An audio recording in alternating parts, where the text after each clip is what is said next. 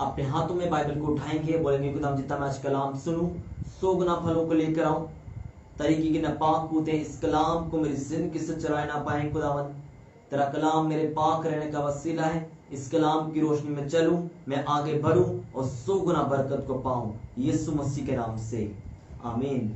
Hallelujah. मेरे साथ आप याकूब की किताब उसका 2 बाब और उसकी 8वीं आयत आप निकालेंगे। याकूब की किताब उसका 2 बाब और उसकी 8वीं आयत के अंदर लिखा हुआ है, याकूब दूसरे बाब की 18वीं आयत में आपके साथ पढ़ूंगा। बल्कि कोई कह सकता है कि तू ईमानदार है और मैं अमल करने वाला हूं, तू अपना ईमान बगैर ईमाल के तू मुझे दिखा, मैं अपना ईमान ईमाल से दिखाऊंगा। दोबारा मैं आपके साथ पढ़ूंगा, लिखा हुआ है कि बल्कि कोई कह सकता है कि तू तो ईमानदार है और मैं अमल करने वाला हूं। मतलब कि एक कह रहा है कि मैं ईमानदार हूं और एक कह रहा है मैं अमल करने वाला हूं, और तू अपना ईमान बगैर ईमाल के तुझे दिखा और मैं अपना ईमान ईमाल से दिखाऊंगा। एक जो ईमान बोल रहा है मुंह से कि मैं ईमानदार हूं, दोनों में आपस में बातचीत हो रही है और कह रहा है, एक ईमानदार कह रहा है कि मैं ईमानदार हूं और तू अमल करने वाला है, तू अपना ईमान बगैर अमल के मुझे दिखा। मतलब कि फिर तू इकरार करता है कि मैं ईमानदार हूं, मेरा खुदा पर ईमान है और मैं ईमानदार हूं, मैं अपना ईमान बगैर अमल के दिखाता हूं। आगे लिखा हुआ है, तू इस बात पर ईमान रखता है कि खुदा एक ही है, खैर अच्छा करता है। शैतान भी ईमान रखते और थरथराते हैं। वही बात मैंने आपको बोल दी जो पहले मैंने आपको बताई कि वो कह रहा है कि तू ईमान रखता है कि खुदा एक ही है, ये तेरा ईमान है, लेकिन मुझे अब अपना ईमान बगैर ईमान के दिखा। आगे लिखा हुआ, मगर आए न कमे आदमी, क्या तू ये नहीं जानता ईमान बगैर ईमान के बेकार है। आगे, हमारे बाप इब्राहिम ने अपने बेटे इसहाक को कुर्बानगाह पर कुर्बान किया, तो क्या वह ईमान से रास्तबाज ना ठहरा? बस तूने देख लिया कि ईमान ने उसके ईमान के साथ मिलकर असर किया और ईमान से ईमान कामिल हुआ। हालेलुया। अब यहाँ पर लिखा हुआ है उसकी 26 आयत, गज जैसे 26 आयत याकूब 2 बाब की 26, गज जैसे बदन बगैर रूह के मुर्दा है, वैसे भी ईमान भी बगैर ईमान के क्या है? मुर्दा है। अब आप अपना ईमान बगैर ईमान के कैसे दिखा सकते हो? मेरा आप तमाम मसीह लोग जो देते हैं मुझे, आप देख रहे हैं, आप YouTube चैनल पे देख रहे हैं, आप फेसबुक में देख रहे हैं, आप सब से जो अपने घरों में मुझे लाइव सुन रहे हैं राइट नाउ, आपसे मेरा क्वेश्चन है कि आप अपना ईमान बगैर अमल किए कैसे दिखाओगे? कभी आपने सोचा है कि मैं ईमान रखता हूं लेकिन अगर मैं अमल नहीं करूंगा तो लोग मुझे किस तरह से ईमानदार कहेंगे? आपके मुंह के लफ्जों से लोग आपको पहचानते हैं। अगर आप ईमानदार हो लेकिन आप बेईमानी वाली बोली बोल रहे हो कि हमारा खुदा ये नहीं कर सकता, हमारा खुदा वो कर सकता है, आप शक और शुबात के अंदर हो, इसका मतलब कि आप अपना ईमान बगैर ईमान के नहीं दिखा पा रहे। आप अपना ईमान बगैर ईमान के दिखा सकते हैं। कैसे? मैंने अभी आपको बताया कि आप अपना ईमान बगैर ईमान के लफ्जों के जरिए बता सकते हैं कि वो मुझे चंगा करे या ना करे, वही मेरा क्या है? परमेश्वर है। वो हमें आजाद करे या ना करे, हम उसी के हुजूर में रहेंगे, उसी के दर पर जाएंगे, उसी की इबादत करेंगे। वो हमें रोटी दे या ना दे, वही हमारा खुदा है। ये आपका ईमान बगैर ईमान के है। बगैर ईमान के कैसे? तेरे मुंह के लफ्ज, तेरे मुंह के शब्द, तेरे मुंह के वर्ड्स बताते हैं कि तू किस तरह का ईमानदार है, तू कैसा ईमानदार है।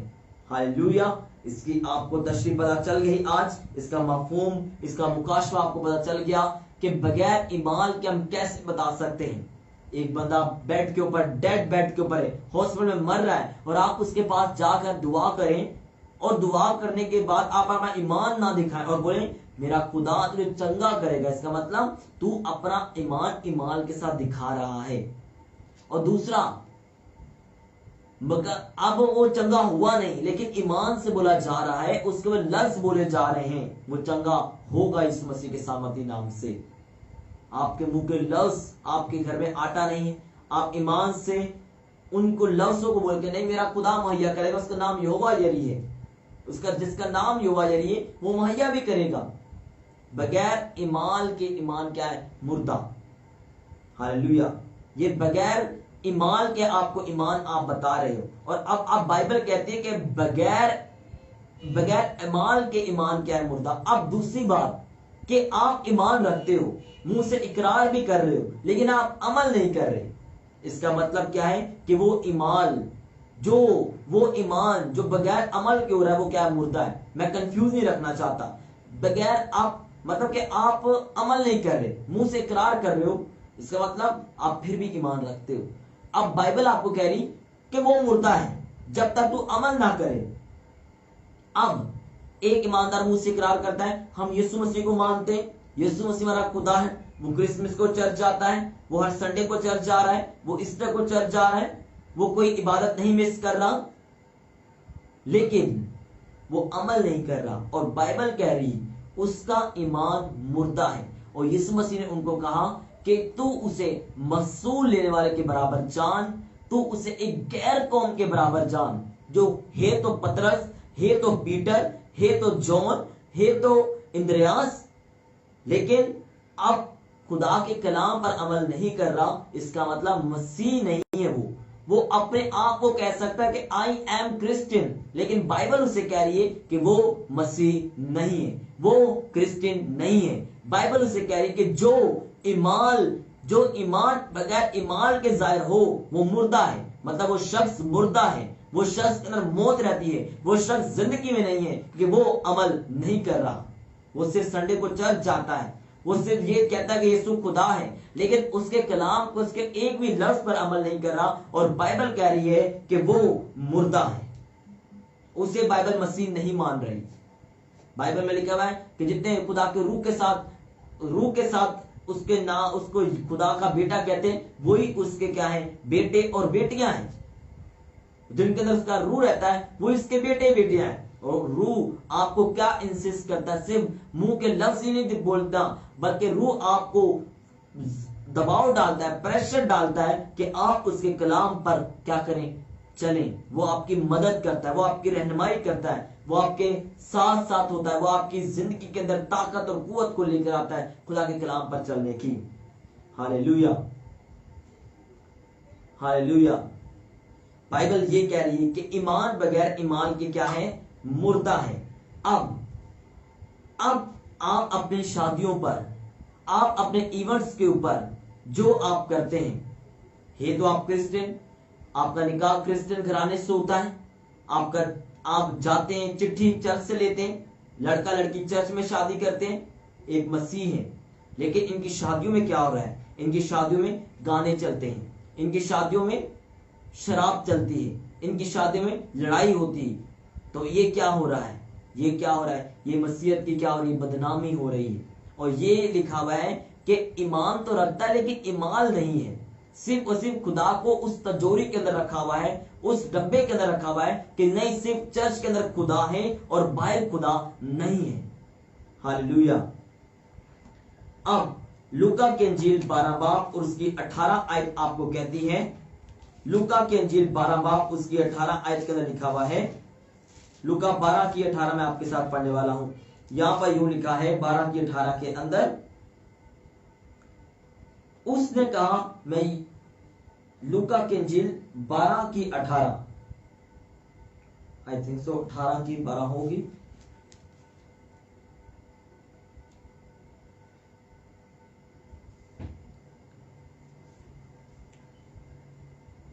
आई think so, I have to check it. मुझे दीजिए, मोबाइल दीजिए। आलिया नाल जो चीर गए दुकड़े ईमान ते ओदे, मौतन जो ललकार गए जो सदा सूदे हो गए, मौतन जो ललकार गए जो।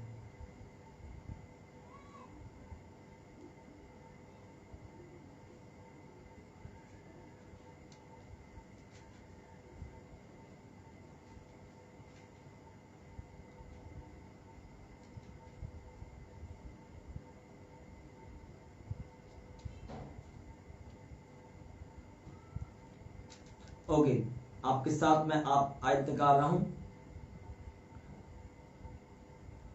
आई ऑनर,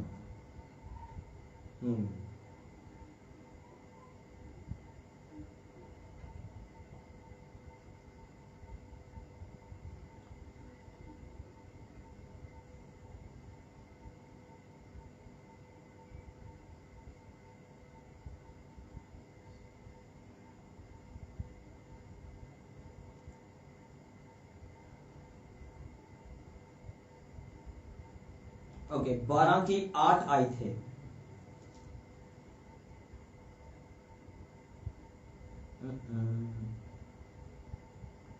सॉरी, 12 की 8 आयत है। लूका की इंजील 12 बाब उसकी 8वीं आयत के अंदर लिखा हुआ है। अब यहां पर लिखा हुआ है कि जो बंदा अपना ईमान अमल नहीं कर रहा, ईमान तो रखता है कि यीशु मसीह खुदा है, लेकिन अमल नहीं कर रहा, तो लूका की इंजील 12 बाब उसकी 8वीं आयत में लिखा है, मैं तुमसे कहता हूं कि जो कोई आदमियों के सामने मेरा इकरार करे, इब्ने आदम भी खुदा के फरिश्तों के सामने उसका क्या करेगा, इकरार करेगा। अब इकरार करने से मुराद क्या है कि जो कोई आदमियों के सामने मतलब खुदा की इज्जत करता है, खुदा भी उसके क्या करता है, लिखा मैं फरिश्तों के सामने उसकी क्या करूंगा, इज्जत करूंगा। हालेलुया। आदमियों के सामने इकरार करेगा, मैं इब्ने आदम कहता है मैं अपने फरिश्तों के सामने उसके क्या करूंगा, इज्जत करूंगा, उसका इकरार करूंगा। अब शादी में आपके जानवर तो नहीं आते, शादी में क्या आते हैं, लोग आते हैं। अब उन लोगों के सामने खुदा की बड़ाई नहीं हो रही, उन लोगों के सामने बॉलीवुड के सॉन्ग्स लग रहे हैं, उन लोगों के सामने डीजे लग रहे हैं, उन लोगों के सामने गाने लग रहे हैं। वहां पर खुदा क्या था, वो ही मौका था कि खुदा को क्या दिया जाता, ऑनर दिया जाता, लेकिन उस मौके पर खुदा को ऑनर नहीं दिया गया। ईमान तो रखा गया कि हम क्रिश्चियन हैं, लेकिन उस मौके के ऊपर खुदा को ऑनर नहीं किया गया, खुदा को इज्जत नहीं दी गई। तो खुदा अब जिसके घर में शादी, उनके घर में शैतान फिर इंटर करता है। वो जो जिस मूवी का सॉन्ग होता है, जिस फिल्म का वो सॉन्ग होता है, उसमें लड़ाई भी हुई होगी, उसमें क्या होगा, उसमें कत्लो गारत भी हुई होगी, उसमें सब कुछ हुआ होगा, उसमें लॉ एनफोर्समेंट तोड़ा गया होगा, उसमें बदनामी भी होगी होगी, उसमें सब तरह का उल्टा सीधा काम हुआ होगा, उसमें बॉलीवुड के आइटम सॉन्ग लगे होंगे, नंगपन होगा, जनाकारी होगी, हराम करी होगी, गलत रिलेशनशिप उसमें होंगे। वो सब अब दूल्हा और दुल्हन को वो ग्रेस मिल रहा है कि तुम लोग भी फ्यूचर में ये करना, तुम लोग भी फ्यूचर में लड़ना, तुम लोग भी फ्यूचर में फला चीज करना। और जब मैरिज करके पहले दिन ही घर में आते साथ ही उनकी मिसअंडरस्टैंडिंग शुरू हो जाती, बहू की सास से नहीं बन रही और उसके घर में डिफरेंट लानतें शुरू हो रही, डिफरेंट काम शुरू हो रही, डिफरेंट फला चीज शुरू हो रही, डिफरेंट अजीब अजीब चीजें शुरू हो चुकी, कोई चीज उधर जा रही, कोई चीज उधर जा रही, नफरत स्टार्ट हो चुकी है। क्योंकि वो कहां से स्टार्ट हुई है, वो शादी हॉल से स्टार्ट हुई है, जिस टाइम से उन्होंने क्या करना था, खुदा से वो ग्रेस लेना था अपनी लाइफ को स्टार्ट करने के लिए, लेकिन वो ग्रेस प्रेयर करके नहीं लिया गया, वो ग्रेस बॉलीवुड सॉन्ग लगा के लिया गया। तो वो खुदा उस शादी के ऊपर ब्लेसिंग किस तरह रखेगा, आप मुझे ये बताएं। जब खुदा के सामने, लोगों के सामने खुदा को महिमा नहीं मिली, तो खुदा उसकी महिमा लोगों के सामने कैसे कराएगा। फिर वो बाद में आते हैं कि हमारे बेटे, हमारी औलाद नहीं हो रही, फिर बाद में आते हैं कि हमारे पेट में ये डिसऑर्डर चल रहा है, फलां डॉक्टर ये कह रहा है, फलां वो कह रहा है। क्यों? क्योंकि शैतान को मौका दिया, शैतान को पूरे जोबन के साथ काम करेगा, वो एक नहीं बल्कि अपनी 7 बदरुएं और लेकर आएगा। आपको ईमान आप रखते हैं, आपके बेटे बेटियां भी ईमान रखते हैं, लेकिन क्यों उनके एक्सीडेंट्स होते हैं, क्यों उनकी बाइक स्लिप्स होती, क्यों उनको पुलिस पकड़ के लेके जाती, यही सब चीजें हैं क्योंकि ईमान तो रखते हैं लेकिन ईमान नहीं है, एक्ट नहीं है, खुदा के कलाम के ऊपर चलना नहीं है, इसलिए खुदा भी उनके साथ नहीं है। Hallelujah, hallelujah. ये लिखा हुआ है कि मुझे ऑनर देगा, मैं तुझे क्या दूंगा, ऑनर दूंगा। अब शादी की रस्म जैसे शुरू होती वैसे ही एक काम शुरू होता है, मेहंदी का। मुकाशवा की किताब, अब पूरी बाइबल के अंदर, मुझे ये पकड़ा दो, पूरी बाइबल के अंदर मेहंदी का कहीं जिक्र नहीं सिवाय गजलो गजलात के अलावा। मेहंदी वो दूसरी मेहंदी का जिक्र किया गया है वहां पर इस मेहंदी का जिक्र नहीं किया गया कि तुम मेहंदी का कोई फंक्शन करो, तुम मेहंदी को लगाओ या मेहंदी का कोई स्पेशल एक इवेंट रखो। ये बाइबल अलाउ नहीं करती। मुकाशवा की किताब 6 बाब और उसकी 8वीं आयत के बारे में मैं आपके साथ पढ़ूंगा। कल से ऑन कीजिए, फिर मैं बोलता हूं, फिर शूट करेगा। मुकाशवा की किताब 8वां बाब और 6 बाब और उसकी 8वीं आयत। ओके, अब करो रिकॉर्ड। मुकाशवा की किताब 6 बाब और उसकी 8वीं आयत के अंदर लिखा हुआ है। 6 बाब की 8वीं आयत हमें यूं कह रही है, और मैंने निगाह की तो क्या देखता हूं, एक जर्द सा घोड़ा है, उसके सवार का नाम मौत है, आलमे अरवाह उसके पीछे पीछे हैं, और उनको चौथाई जमीन पर इख्तियार दिया गया है, तलवार, काल और वबा और जमीन के दरिंदों से लोगों को हलाक करें। यहाँ पर एक रंग बताया गया है, लिखा है जर्द सा घोड़ा। जर्द सा घोड़ा कैसा होता है? ऐसा ही घोड़ा, ऐसे ही रंग का बताया जा रहा है, जर्द सा घोड़ा। अब मेहंदी की रस्म पूरी बाइबल के अंदर में कहीं न मिलती नहीं।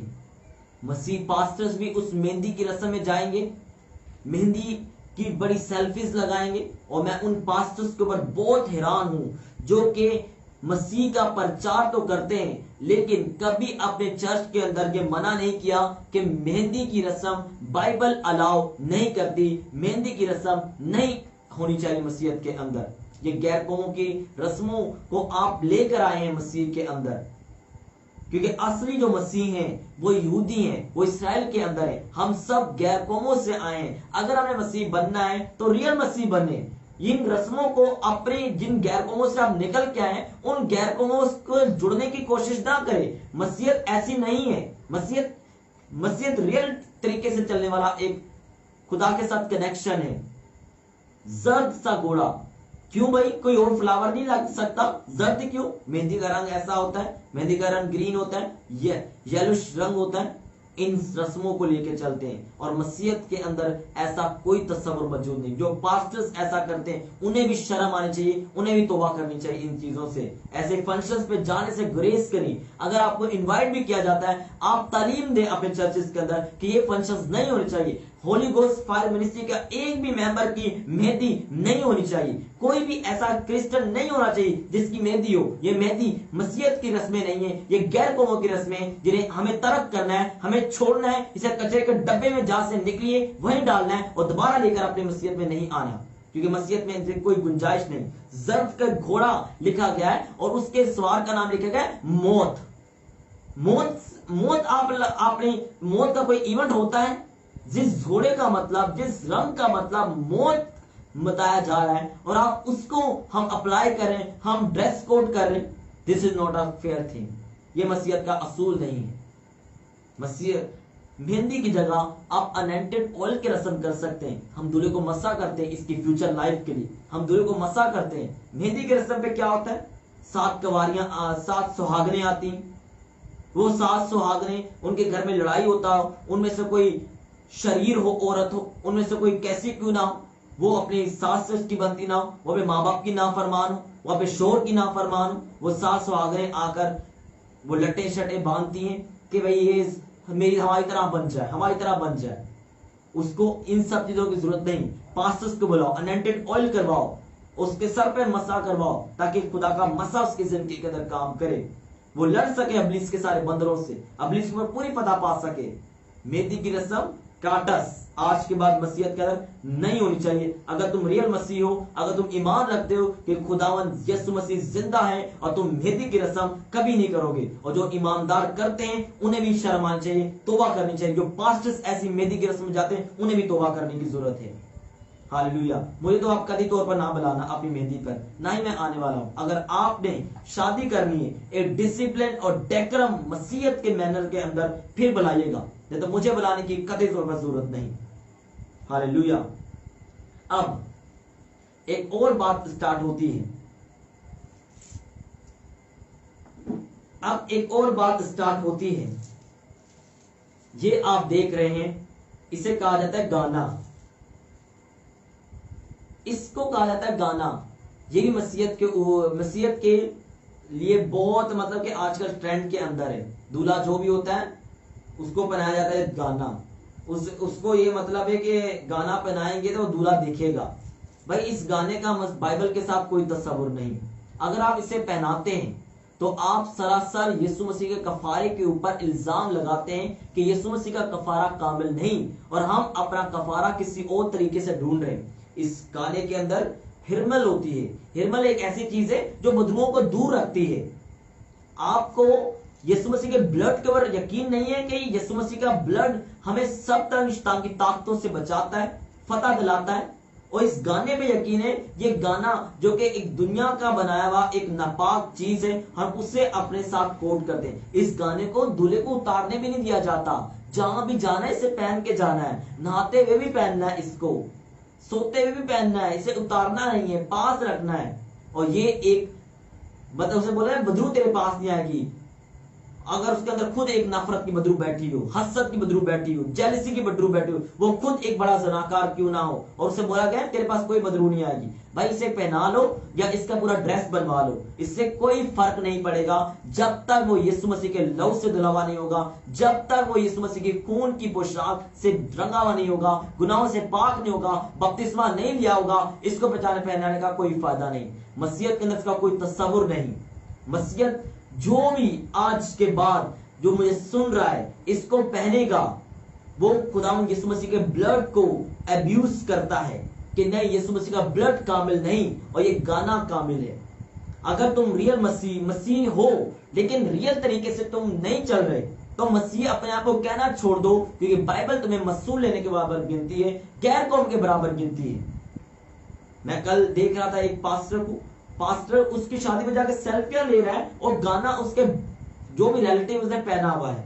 उस पास्टर को अकल नहीं कि हम चर्च के मजबे के ऊपर रूल दस कहते रहते हैं और इस गाने की तालीम नहीं दे रहे कि ये गाना कामिल नहीं है, इसे निकालो अपनी जिंदगी से और यीशु मसीह के ब्लड को और उसकी कुव्वत को और उसकी आग को अपनी जिंदगी में लो। जो ईमानदार आज के बाद इसे पहनेगा मैं उसे डिक्लेयर जरूर करूंगा, ना मुझे अपनी शादी में वो बुलाए ना मैं उसकी शादी में आना चाहता हूं। जब आपने रियल मसीह नहीं बनना तो मैं अपनी रियलिटी को छोड़ नहीं सकता और आपके साथ मक्कारी के अंदर शामिल नहीं हो सकता। अपने बच्चों को, बेटे बेटियों को इन गंदी नापाक रस्मों से आजाद करें। ये गंदी नापाक रस्में आपको मसीहत के करीब नहीं लेके जाएंगी बल्कि आपको बिदती बनाएंगी और आपको खुदा के कलाम से दूर करेंगी। इसमें बाइबल के अंदर कोई तस्वुर नहीं है। इसे ना पहने, इसको ना अपनाएं, इसे अपने घर में भी ना रखें इस नापाक चीज को। ये गैर कौमों की रस्में, ये गैर कौमों का जेवर है, हमारा ऐसा जेवर नहीं है। हमारा जेवर यीशु मसीह का ब्लड है। इसको निकालें और फेंक दें ऐसे, और ये हमारी लाइफ के अंदर नहीं होना चाहिए। God bless you all. खुदा आपके साथ हो। आमीन। गाना भी आपने नहीं पहनना, मेहंदी की रस्म नहीं करनी। हाँ, कल्चरली लिहाज से हम कहेंगे नहीं हमारा तो कल्चर है, हम तो पाकिस्तानी हैं। भाई जो आज से पहले गाना नहीं पहनते थे, मेहंदी नहीं करते थे, उनके बच्चे नहीं होते थे, उनकी औलाद आगे नहीं बढ़ती थी। पहले जमाने के अंदर मैं आपको बताता हूं, लोग तो मुंह से बोलते थे, नकाब भी नहीं होता था, ये तेरी बीवी है, आज से ये तेरे पास है, आज से तेरी है। ऐसा होता था। लोगों की जबान इतनी पवित्र और इतनी पाक होती थी, लोगों की कमिटमेंट इतनी स्ट्रॉन्ग होती थी। आज जैसे दौर चेंज होता गया, रूल रेगुलेशन बदलते गए, इंसान जितना मक्कार होता गया उतने ज्यादा स्ट्रिक्ट रूल करने पड़े। गाना भी नहीं पहनना आप।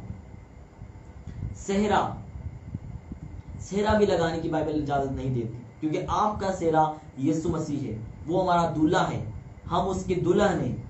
सेहरे की भी इजाजत नहीं है। कल्चरल लिहाज से अगर आप पहनना चाहें लेकिन तो पहन सकते हैं, लेकिन बाइबल इसकी इजाजत नहीं देती। हालेलुया। बाइबल इजाजत देती तो मैं भी आपको इजाजत नहीं देता इस चीज को करने के लिए। हालेलुया। आप कहेंगे रीतवेल दुनिया का असूल है, वो आप पहन सकते हैं, कोट पैंट पहन सकते हैं, और आप कपड़े शलवार कमीज ये आप पहन सकते हैं, लेकिन आपको इन सब चीजों की इजाजत बाइबल नहीं देती। मटकियां उठाने की बाइबल में कोई इजाजत नहीं। वो तोड़ते हैं, प्लेटें तोड़ते हैं, वो भी इजाजत नहीं है। टप्पे गाना, टप्पों की भी बाइबल में कोई इजाजत नहीं है। एक तरह के टप्पे गाना खुदा के कलाम को कर्स करने के बराबर। बाइबल के अंदर ठट्टाबाज भी कभी खुदा की बादशाह में दाखिल नहीं होगा। टप्पे गाने की भी बाइबल में कोई इजाजत नहीं है। जो गाता है उसे घुटनों पर आकर तौबा करने की जरूरत है, क्योंकि इन्हीं वजह से आप बंदरों में फंसे हुए, इन्हीं वजह से आप लानतों के नीचे, इन्हीं वजह से शैतान आपको छोड़ के नहीं जाना चाहता, क्योंकि आपने उससे पुकारा है और वो आपके पास भागा चला आया है। हाँ, मिलनी होती है शादियों के अंदर, वो आप करवाएं, वो एक ऑनर का और एक ब्लेसिंग का सबब है, क्योंकि बाइबल कहती मोहब्बत वाले मोहब्बत ब्रादराना मोहब्बत सबके साथ रखो, वो इज्जत की बात है। वो आप तोहफा देते हो, वो इज्जत की बात है। क्या ही भली बात है, भाई हम मिलकर रहे, ये ऑनर का सबब है कि आप किसी को ऑनर दे रहे हैं। हालेलुया। ये सब रस्मात बाइबल में नहीं है। और भी बहुत सी रस्मात हैं कि लड़की आ रही है, ऊपर से पानी उसके बार बार के, ये सब जहालत है, ये जहालत है। भाई चलना है मसीहत में सही तरह चलो। ये क्या मसीहत को बिगाड़ा हुआ है आपने, अपनी शादियों को, अपने रस्मात को। मॉडर्न क्रिश्चियन नहीं, बिब्लिकल क्रिश्चियन बनो, ताकि आपकी जिंदगी के अंदर काम हो। ईमान तो रख दो। ईमान कहाँ है आपका? ईमान सिर्फ चर्च में दिखता है, जब प्रेज द लॉर्ड हालेलुया करते हो, जब बीमार होते हो फिर आप हालेलुया करते हो, फिर आपका ईमान दिखता है। ईमान आपने जाहिर करना है अपना, अपने इवेंट्स के ऊपर, अपने फंक्शंस के ऊपर, अपनी सरमनीज के ऊपर। डेथ के वक्त गाने लगाया करो ना, फिर क्यों यीशु यीशु करते हो? डेथ में सॉन्ग लगाया करो, फिर यीशु आता, हम दुखी हैं यीशु को याद करें, बीमार हैं फिर गाने लगाया करो, फिर क्यों यीशु करते हो? क्योंकि वह हमें अंदर से, क्योंकि हमारी अंदर की शांति यीशु के पास आकर खत्म होती है, वही हमें शांति देता है। हालेलुया। अब किसी को इतराज हो तो बाइबल से बात करें, मुझसे बात मत करें कि ये आपने क्यों किया है, ये ऐसा क्यों, हम तो करेंगे। वो करता रहे, मुझे इससे कोई इतराज नहीं। वो शैतान को पुकारता रहे, शैतान उसकी सही फेंटी लगाएगा, बाद में वो भाग के यीशु के पास मत आए, शैतान के पास ही जाए। आना तुम्हें यीशु के पास ही पड़ेगा। तौबा कर लो पहले से, तो अच्छी रहोगी। पहले यूहन्ना की इंजील 14 बाब उसका 9 से 28 आयत के अंदर लिखा हुआ है। यूहन्ना की इंजील 4 बाब की 9 से 28 आयत।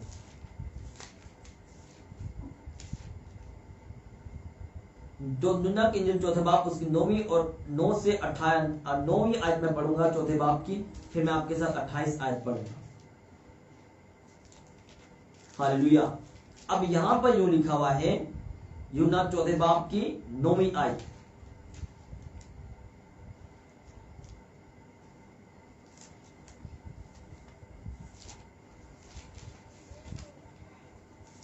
हालेलुया। यहां पर हमें एक औरत का जिक्र मिलता है जो यीशु मसीह के पास आई। वो गैर कौम की औरत थी और यीशु मसीह यहूदी थे, वो सामरी थे, सामरी औरत थी। वो कहती, उस सामरी औरत ने उससे कहा, तू यहूदी होकर मुझ सामरी औरत से पानी क्यों मांगता है? क्योंकि यहूदी सामरी से किसी का बर्ताव नहीं रखते।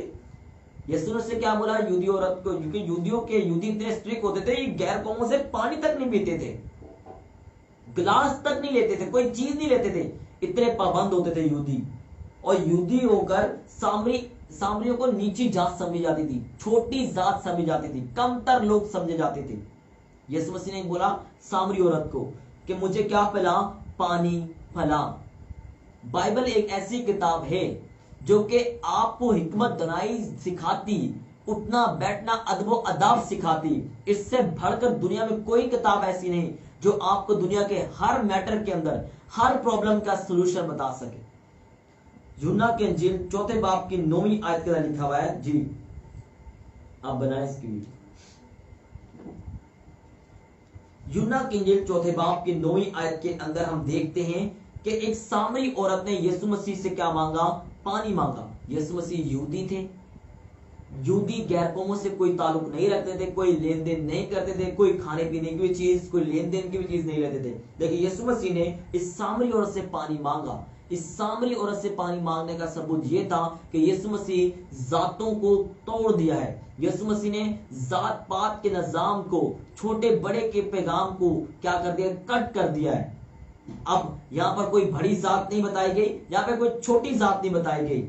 जब यीशु मसीह ने ऐसा किया तो हमें भी उन गंदी नापाक रस्मों से अलहदा होना है, हमें भी जात पात के निजाम से अलहदा होना है, हमें भी अपनी सोचों को, कोई ये नहीं कहना बड़ी जात है, कोई ये नहीं छोटी जात है, ये नहीं कोई फलां जात है, इनसे परे होना है। जब यीशु मसीह ने अपने से छोटी जात वाले से पानी मांगा तो यीशु मसीह ने उसको बोला, अगर यूहन्ना 4 बाब की 29 आयत में पढ़ूं आपके साथ, तो यहां पर 29 आयत के अंदर लिखा हुआ है, तो आओ एक आदमी को देखो जिसने वे सब काम बता दिए, क्या मुमकिन ये मसीह है। वो अपना गड़ा छोड़कर क्या करके चली गई। आज आप भी अपना गड़ा छोड़कर जाना, इस जात पात का, इस गंदी नापाक रस्मों का गड़ा आपने छोड़ देना है, उस जात पात का गड़ा छोड़ देना है और यीशु मसीह में प्रॉपर तरीके से चलना है। अगर मसीह में आए हो, मसीह ने तुम्हें अपनाया है और तुम क्रिश्चियन कहलाते हो, तुम्हें इस जात पात के निजाम से, गंदी नापाक रस्मों से, गंदे नापाक चाल चलनों से छोड़ना है, अपने आप को अलहदा करना है और मसीहत में रियल स्टेटिक तरीके से चलना है। मॉडर्न क्रिश्चियन नहीं चाहिए, हमें बिब्लिकल क्रिश्चियन बनना है। हालेलुया। बाइबल यही कहती है आपको। खुदा ने जात पात के निजाम को क्या कर दिया? खत्म कर दिया। खुदा ने रस्मों के निजाम को क्या कर दिया? खत्म कर दिया। फिर क्यों हम बार बार उन रस्मों को कंटिन्यू करें? क्यों उन रस्मों को अप्लाई करें? क्यों उन रस्मों को करिए उन करें? कि आपको डर लगा इसके पास ताला रख दो, हाँ ये छोटा बच्चा है इसके पास लोहे की चीज रखो, इसको नजर लग गई है इसके पास चीनी बारो, इसको काला धागा बांधो। क्या ये सब चीजें यीशु मसीह के ब्लड को क्रॉस कर सकती हैं? यीशु मसीह के ब्लड को हरगिज क्रॉस नहीं कर सकती। इसका ब्लड कामिल है। जब प्रेयर नहीं करनी होती तो फिर हम इन सब नापाक चीजों का सहारा लेते हैं। मिर्ची इसके ऊपर सवार हो, इसके ऊपर नींबू रखो, इसके ऊपर नींबू के ऊपर पता नहीं क्या होता, काली मिर्च डालो, जलाओ इसको, फ्लां करो। ये सब क्या हो रहा है? बिल्ली रास्ता क्रॉस करके यहां से गुजरना नहीं है, पीछे से किसने आवाज दी है, वो दिन अनलकी है मेरे लिए। ये सब जात पात के निजाम को आपने तर्क करना है। हालेलुया। दोबारा इसकी वीडियो बनाओ, इसको अपलोड करना जरूरी है। इनको अकल भी आए इन मसीहों को जो कि ये सब करके बैठे हुए हैं। यीशु मसीह ने जात पात के निजाम को खत्म किया। यीशु अब ऐसा नहीं है कि कोई पीछे से आवाज दे रहा है, वो मेरा आज पूरा दिन बैड गुजरेगा, पूरा गुजरेगा। बिल्ली रास्ता क्रॉस कर गई, यहां से गुजरना नहीं है। बच्चा रात को सो नहीं रहा, इसके पास ताला रखो, लोहे की चीज रखो, कैंची रखो, नजर लग गई है इसके बाद चीनी मारो, 7 तीलियां लेके इसके बांध के जलाओ। ये सब रस्में, नापाक रस्में छोड़ दो। कोई बीमार हो गया है उसको फ्लां पत्तों से नहलाओ, कोई फ्लां चीज होगी उसे ऐसा करो, वो ऐसा करो। बीमारी का प्रिकॉशन अलग एक चीज है, लेकिन इसको एक फ्लां चीज बना लेना कि आज वो बीमार है, आज घर में फ्लां चीज तड़का नहीं लगेगा, आज फ्लां चीज बीमार है, आज फ्लां चीज का कुछ व्यर्थ नहीं करना, आज ये दिन है, आज ये नहीं खाना, आज ये दिन है, आज वो नहीं करना। ये सब मसीहत के अंदर एक धोखा है, इसे निकालना जरूरी है। जब तक ये नहीं निकलेगा तब तक मसीहत तरक्की नहीं कर सकती, तब तक तुम बंदरों से आजाद नहीं हो सकते। इसे निकालो अपनी जिंदगी से, ये सब कचरा है। जब तक मसीह हो तुम लोग, और तुम लोग गैर कौमों की तरह एक जिंदगी गुजार रहे हो। यीशु मसीह बाइबल कहती है कि तुम ईमान के बगैर ईमान मुर्दा है। ईमान रखते हो, थरथराते हो और कांपते हो और यीशु मसीह के ब्लड को गालियां देते हो, यीशु मसीह के कफारे को गालियां देते हो। ये कैसे मुमकिन हो सकता है? इसे निकालो अपनी लाइफ से, रियल तरीके से चलो, मजाक नहीं करो अपनी लाइफ के साथ। शैतान को भी दावत दी है और खुदा को भी दावत दी है। इन सब चीजों को निकालना अपनी लाइफ से बहुत जरूरी है। हालेलुया।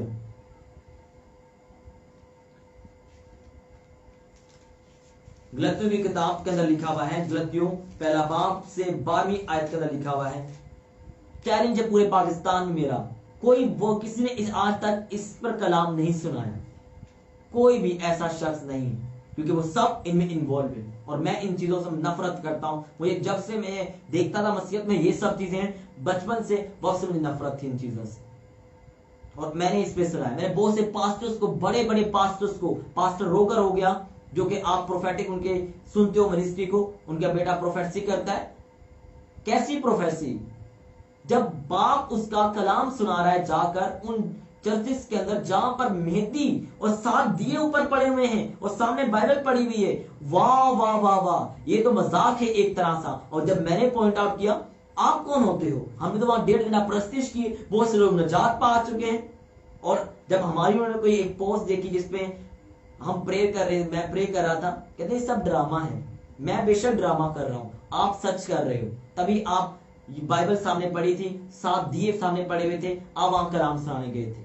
उन दियों को फेंको ना बाहर, मना करो ना वहां पे जाकर। कैसी नजात, कैसा जहां पे जिंदा खुदा का कलाम पूरा ना हो और वहां पर तुम ऐसे काम करवाओ, वो नहीं होगा ना। तो जूते पिटेंगे वहां पर, बोलेंगे निकलो यहां से, ये काम नहीं हो सकता। यहां पर जहां सच्चा कलाम होगा वहां पे खुदा की कुदरत काम करे। मैं एक मुल्तान में एक जगह के ऊपर था, वहां पूरी मीटिंग के अंदर लाइट नहीं आई, उन्होंने कोई जनरेटर का भी इंतजाम नहीं किया था। पूरी गली भरी हुई थी इबादत के लिए। अब इतनी बड़ी गली के अंदर मैं अकेला किस तरह से बोल सकता था? अब मैंने उनको बोला कुछ करें आप, पर वो भी 1 नंबर के भाई 2 नंबर मसीह थे, वो क्या करते? उनके अंदर अकल छोटी थी ना, कैसे काम करते वो? मैंने कहा नहीं, काम तब करना है। मैंने पूरी रात प्रे की, डे प्रे की मैंने उनके लिए। जब मैंने प्रे की, मीट कलाम सुना दिया, जब लास्ट में जब लाइट आ गई, मैंने कहा तुम भी गीत है वो जो प्रस्ताव था, मैंने बोला, मैंने कहा तुम भी गीत बगैर लाइट के गा लो। मैंने कलाम सुना लिया, तो इसमें क्या एक गीत गाना है, चंदा उठाना है? कहता नहीं लाइट गीत गाऊंगा लाइट। मैंने कहा मैं पास्टर हूं, मैं होल्डर हूं यहाँ का, तुम्हें मैं हुक्म दे रहा हूं, तुम बगैर उसके गाओ। तो कहता नहीं नहीं नहीं नहीं मैं गाऊंगा ही। मैं कहा ना गाओ, तरस रहे हम तुम्हारे लिए, हमारी जुबान है, हम खुद गाएंगे। मैंने माइक पकड़ा कर, वो मशीन ऑन नहीं हो रही थी क्योंकि मुझे नहीं मशीन चलानी आती, लेकिन पहले मैं सेटिंग करके गया था लाइट जाने से पहले। मैंने इस सबके सामने बोला, मैंने बोला अगर खुदा का रूह यहाँ मौजूद है, उसकी कुव्वत यहाँ मौजूद है, खुदा का आत्मा यहाँ मौजूद है, ये मशीन चलेगी। मशीन वो चल पड़ी यीशु मसीह के जिंदा नाम से। खुदा के नाम को जलाल मिला। लोग हैरान हो गए कि एक नॉन प्रोफेशनल बंदा ने मशीन को हाथ लगाया, मशीन काम करता है जब खुदा का रूह साथ हो।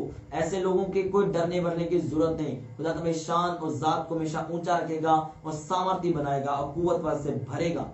हालेलुया। और वहां पर मैंने देखा आउटस्टैंडिंग खुदा का रूह काम करते हुए, लोगों को स्लेन होते हुए, लोग हील्ड होते हुए, लोगों के पास से गुजरता लोग रोने लग जाते। मैं हैरान हो गया कि खुदा की कुदरत किस तरह से काम करना शुरू कर चुकी है। हालेलुया। गलतियों की किताब उसका 1 बाब और उसकी 6 आयत, बल्कि गलतियों 1 बाब की 12 आयत में आपके साथ पढ़ता हूं। मेन आयत पढ़ते हैं 11 आयत से। लेकिन जब इंताकिया में आया तो मैंने रूबरू होकर उसकी मुखालफत की, क्यों मलामत के लायक था। पलूस को पतरस कह रहा है, पतरस हालांकि सीनियर है और पलूस थोड़े दिनों की पैदाइश है। पलूस कह रहा है मैंने पतरस को, सीनियर को डांटा क्योंकि वो इसी लायक था। उसने पहले यकूब की तरफ से चंद शख्स के आने से पहले वो गैर कौमों के साथ खाया करता था, मगर जब वो आ गए तो मखदूम से डरकर बाज रहा और कनारा किया, और बाकी यहूदियों ने भी उसके साथ होकर रियाकारी की, यहां तक कि बरनबास भी उनके साथ रियाकारी में पड़ गया।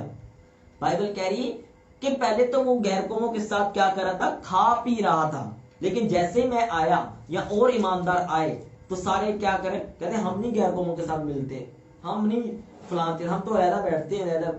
लेकिन उससे पहले वो मिल रहे थे।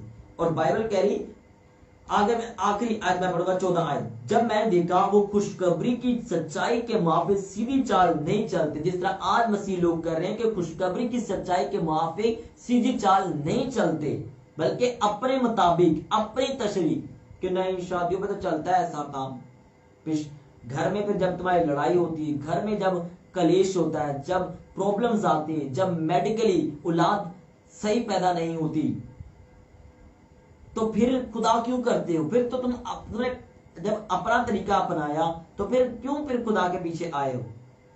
नहीं, कोई अच्छा पास्टर ढूंढो कि सही प्रेगनेंसी हो जाए, सही डिलीवरी हो जाए, सही सब चीजें हो जाए। और लेकिन जब देखा कि खुशखबरी की चाल के मुआफिक सीधी चाल नहीं चलते, तो मैं सबके सामने कैफा से कहा, कैफा मतलब पतरस से कहा कि जब तू बावजूद यहूदी होने के गैर कौमों की तरह जिंदगी गुजारता है, कि यहूदियों की तरह तू गैर कौमों को यहूदियों की तरह क्यों चले पर मजबूर करता है। मतलब जब आप है तो मसीह, लेकिन चलते आप गैर कौमों से भी बदतर हैं, तो फिर अपने आप को बाइबल कहती तुम क्यों मसीह कह रहे हो, तुम क्यों ऐसे कह रहे हो कि मैं मसीह हूं, मैं क्रिश्चियन हूं, मैं फलां हूं, फिर हालेलुया की क्यों सॉन्ग लगा रहे हो? बाइबल तो आपको ये साफ साफ कह रही है। कि सीधी चाल चलो, मक्कारी की चाल ना चलो। एबार की किताब 19वां बाब, ये भी तुम्हें नोट डाउन करवाना है इन लोगों को वीडियो क्लिप में। एबार की किताब 19वां बाब, 19वें बाब की मैं 29 आयत आपके साथ पढ़ूंगा। 19वें बाब की 29 आयत में यूं लिखा हुआ है, हालेलुया, बल्कि उससे ऊपर वाली आयत पढ़ते हैं, 28 आयत। तुम मुर्दों के स्वभाव से अपने जिस्म को जख्मी ना करना, न अपने ऊपर कुछ गुदवाना, क्योंकि मैं खुदावंद हूं। लिखा हुआ है मुर्दों के स्वभाव से अपने जिस्म को जख्मी ना करना, न अपने ऊपर कुछ गुदवाना, क्योंकि मैं खुदावंद हूं। इसका मतलब अपने जिस्म पर कोई चीज ना तर्शवाना, कोई चीज की सूरत ना बनवाना, कोई टैटू ना बनवाना, कोई मार्क ना बनवाना। बाइबल टैटू बनाने की भी इजाजत नहीं दे रही आपको, क्योंकि जिस्म खुदा का है और खुदा इसको गुजारने के असूल आपको बताता है। बेशक आप मॉडर्न हो चुके हैं, लेकिन बाइबल आज भी आपको सब चीजों से बचने के तरीके बताता है। टैटू बनाने से आपके जिस्म के अंदर कैंसर हो सकता है। टैटू बनाने से आपके जिस्म के अंदर स्किन कैंसर तक डिजीज पहुंच सकती है, स्किन इन्फेक्शन हो सकता है, नॉन कोरेबल इन्फेक्शन आपकी लाइफ के अंदर क्यूर कर सकता है, हेपेटाइटिस डिजीज हो सकती है आपकी लाइफ के अंदर, डायबिटीज तक हो जाती है लोगों को, एड्स तक हो जाती है, HIV हो जाती है। बाइबल इसलिए आपको टैटू बनाने से मना कर रही। खुदा हमारा अक्लमंद खुदा है, ज्यादा खुदा से अक्लमंद बनने की कोशिश मत करो। हालेलुया। इस्तिस्ना की किताब 15 बाब उसकी 17 आयत, अब इसको भी नोट डाउन करवाना लोगों को। इस्तिस्ना 15 बाब की 17 आयत,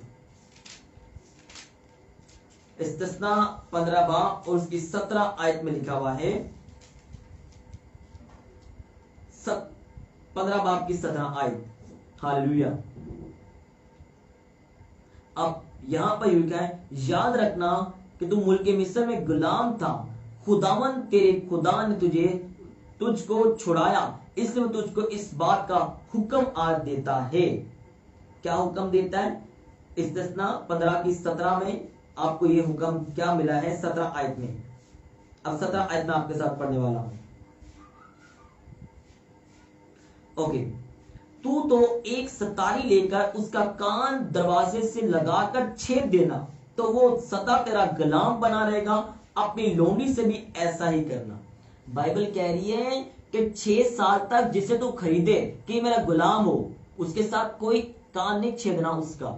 अगर वो 6 साल काम करने के बाद तुझे बोलना 7वें साल तुम चला जा भाई, मैं तुझे नहीं रखना चाहता, तो 7वां साल खुदावंत का है, इसलिए मैं तुझे फ्री करता हूं अपनी गुलामी से। लेकिन अगर वो गुलाम तुझसे मोहब्बत में, प्यार में, तूने उसकी केयर की है, उसकी टेक केयर अच्छी की है, वो तेरे घर से जाना ना चाहे, वो कहे कि नहीं तू मेरा मालिक अच्छा, तुझसे पता नहीं मालिक मुझे कैसा दूसरा कैसा मिले, वो कहे कि नहीं मैं तेरे साथ रहूंगा, तो अगर वो तेरा परमानेंट गुलाम होना चाहे तो बाइबल कहती उसका काम छेद देना।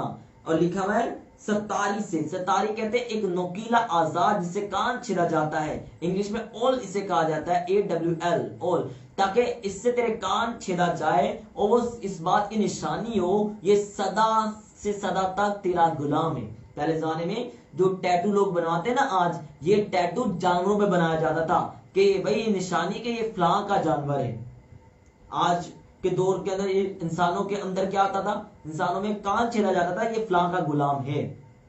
आज के दौर में एक फैशन के तौर पर स्पेंड हो रहा है। और खुदा आपको गुलाम नहीं बनाना चाहता, खुदा आपको अपना बेटा और बेटी बनाना चाहता है, आपको शहजादा बनाना चाहता है, आपको आजाद करना चाहता है इन बंदरों से जिन्हें आज लोग फैशन समझ के बैठ चुके हैं। ये फैशन नहीं है, ये शैतान के हरबे हैं, ये शैतान के जुए हैं, ये शैतान के तरीके हैं जिनसे वो मसीहत को बदनाम कर रहा है, जिनसे वो अपनी बादशाही को होर फैलाता जा रहा है।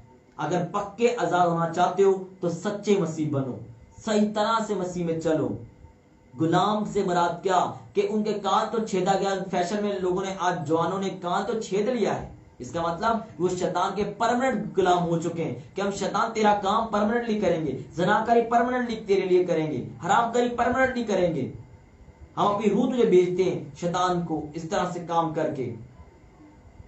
अपनी रूह खुदा को दो, अपना दिल खुदा को दो। खुदा तुम्हारी लाइफ को जो तुम सोच के बैठे हो उससे बेस्ट बनाएगा, बेटर करेगा और वर्स नहीं रहने देगा। तुम हैरान हो जाओगे तुम क्या सोचा था, लेकिन खुदा तुम्हें कहां पर ले आया। वो दुनिया की बुलंदियों पर लेके जाएगा। ये लालच नहीं है, आजमा के देख लो, खुदा के साथ 6 महीने चल के देख लो, खुदा तुम्हें जमीन पे रहने नहीं देगा, उठा लेगा अपने हाथों पर। तुम ढूंढोगे कि मैं कहां पर आ चुका हूं। Hallelujah, God bless you all. आज का वर्ड आपकी लाइफ को, आपकी शादियों को बदल देगा। जो बेटा कहे कि भाई मेरी शादी में डीजे चलना चाहिए, उस बेटे के कान पे 2 थप्पड़ लगाना, बोलना बेटा हम तेरी बहू के साथ रोज रोज लड़ाई झगड़े नहीं कर सकते। कल को औलाद ना हो तो आप डॉक्टरों के पास लेके घूम नहीं सकते। हम होर लांगते नहीं लेके आ सकते। आगे तेरे बाप दादा ने बहुत गुनाह किए हैं, उनकी माफी मिल जाए इतनी काफी है। खुदा के पास तरीके से आ, नहीं तो भाई खुद जा कोर्ट में और वहां शादी कर। वहां पे सब, वहां पे साउंड लेके जाना, डीजे लेके जाना। कोर्ट में तो साउंड डीजे अलाउ नहीं होता, लेके जाना, कर लेना वहां पे शादी। यहाँ पर बाइबल में मसीहत में मसीह तरीके से शादी होगी। मसीहत में मसीह रिवाज के साथ शादी होगी, गीत लगेंगे, इबादत होगी, पाशाकत होगी। ये सब चीजें हैं मसीहत के अंदर।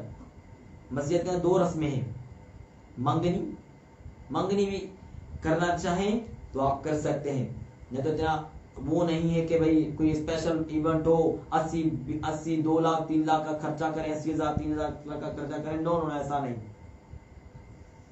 खामोशी से भी 2 जोड़े में भी शादी हो जाती। दहेज बाइबल मना करती देने से। दूसरा, बाइबल आपको इस चीज की भी अलाउ नहीं करती कि कोई बड़ा फंक्शन करे। सादगी में भी निकाह हो सकते हैं अगर करने वाले हो तो। हालेलुया। गैर कौमों के साथ रिश्ते के साथ बाइबल आपको अलाउ नहीं करती। एक केस आया था मेरी लाइफ के अंदर, वो कहता है कि मैं गैर कौम में शादी करना चाहता हूँ, फला फला। मैंने बोला मैं इसके आपके साथ नहीं देता, बाइबल इसकी अलाउ नहीं करती। कहते नहीं, उसको मैं मसीहत में ले आऊंगा उस लड़की को। मैंने कहा बाइबल अलाउ नहीं करती, मसीहत में ले आओगे, फलान चीज करोगे। मैं कहा इन झंबेलों से बढ़ने से अच्छा है तुम मसीह में शादी करो। उसकी कर्ज तोड़ोगे, गैर कौमों से, उनके बदरुओं से लड़ोगे, उनकी तस्वीरों से लड़ोगे, उनके खानदान में लामते काम उनसे लड़ोगे। इससे अच्छा मसीहत में शादी करो, मसीह में बढ़ो और तरक्की करो। हालेलुया। ये सब बातें हैं जिन्हें आपको फॉलो करना इमीडिएटली बहुत बहुत बहुत जरूरी है। हालेलुया। आए अपने हाथों को उठाएंगे और तौबा करेंगे खुदावन और वादा करेंगे, ये खुदा मैं तेरे साथ बड़ी वफादारी के साथ, बड़ी ध्यानदारी के साथ चलूंगा। तेरे नाम को इज्जत और तेरे नाम को जला दूंगा। मैं अपनी हर इवेंट में, अपनी हर सक्सेस में, अपने हर उठने और अपने हर बैठने के अंदर मैं तुझे याद रखूंगा। हालेलुया। मांगोगे अपने हाथों को उठाकर कि खुदा मेरी सक्सेस हो, मेरी नाकामी हो या मायूसी हो, मैं सदा तुझे याद रखूंगा। तू मेरा परमेश्वर है, तू मेरा खुदा है, मैं तेरे सिवा किसी और के पास नहीं जाऊंगा। खुदा बाप आज तेरे लोगों ने आज का कलाम सुन की जिंदगी में 100 गुना फलों को लेकर आए। ये अपनी लाइफ के हर हिस्से के अंदर तुझे ऑनर देंगे। तुझे कलाम लेकर अगर तुझे इज्जत देगा तो मैं भी तुझे इज्जत दूंगा। अगर तुम्हें शर्मिंदा करेगा तो तू भी सदा शर्मिंदा रहेगा। तेरा बिजनेस, तेरा फाइनेंस, तेरी सेहत, तेरे बच्चे, तेरा कैरियर शर्मिंदा रहेगा। आज मैं आपके ऊपर घोषणा करता हूँ, अपने हाथों को उठाएंगे सब कलीसिया, अपने पाक हाथों को उठाएगी, बोलेंगे खुदावन मैं आप पर घोषणा करता हूँ, आप आमीन कहकर रिसीव करेंगे। मैं आपके कैरियर के ऊपर ब्राइटनेस की और आजादी की और छुटकारे की और बहुत ग्रेट होने की घोषणा करता हूँ। आपका कैरियर ब्लेस हो जाए इस मसीह के सामर्थी नाम से। आपका फ्यूचर ब्लेस हो इस मसीह के सामर्थी नाम से। आपका आने वाला टाइम ब्लेस हो इस मसीह के नाम से। आप इंजॉय करें आने वाले टाइम को। अगर आमीन ऊंचा, ये बरकत आपकी लाइफ का हिस्सा है। आमीन।